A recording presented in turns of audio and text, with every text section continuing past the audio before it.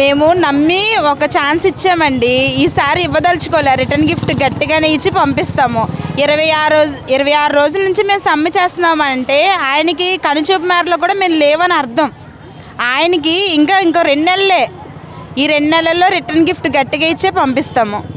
అంటే మీరు ఇప్పుడు ఎంత ఇబ్బందులు పడుతున్నారు అనేటటువంటిది ఎన్నిసార్లు చర్చలకు వెళ్ళి మీ ప్రతినిధుల ద్వారా తెలియజేసిన స్పందించలేదంటే అసలు ఏమనుకోవాలి? 3 సార్లు చర్చలు పిలిచారు. పిలుపునిచ్చి మా వాళ్ళందరూ వెళ్ళినప్పుడు వాళ్ళు ఏంటంటే మేము పరిష్కరిస్తాం రండి అనడం, అవమానించి పంపించేయడం. ఈ అవమానం అనేది మేము ముందు గుర్తుపెట్టుకుంటాం. ఎలాగ బటన్ నొక్కాలో మాకు బాగా తెలుసు.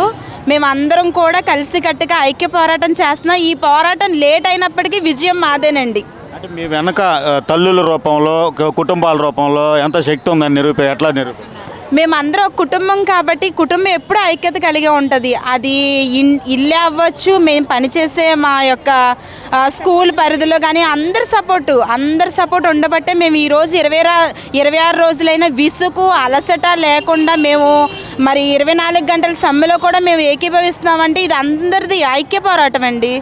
మేడం, ప్రస్తుతం ఏదైతే అన్నిటికీ బటన్ నొక్కడానికి డబ్బులు ఉంటున్నాయి, మరి మీ జీతాలకు సంబంధించి బటన్ నొక్కడానికి లేదంటే ఏమనిపిస్తుంది? అందుకేనండి మేము నొక్కుతాం. ఎక్కడికి ఎంత ఖర్చు చేస్తున్నారో మరి ఆయన ప్రతి ఖర్చులో కూడా పేదవాడి కష్టాన్నే దోచుకుంటున్నాడు.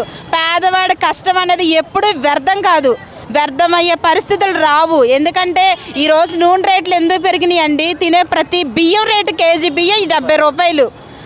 బియ్యం ఏదన్నా తినే పరిస్థితి అనేది లేదు.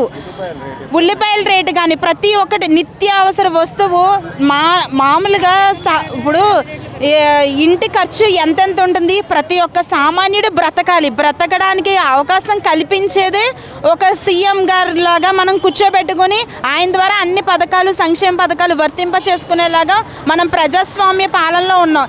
ఈ పాలన అవినీతి పాలన, ఈ దొంగల పాలన, దోపిడీల పాలన, ఈ దొంగ ప్రభుత్వాన్ని అంతు చూసే రోజు అనేది ఒకటి ఉంది.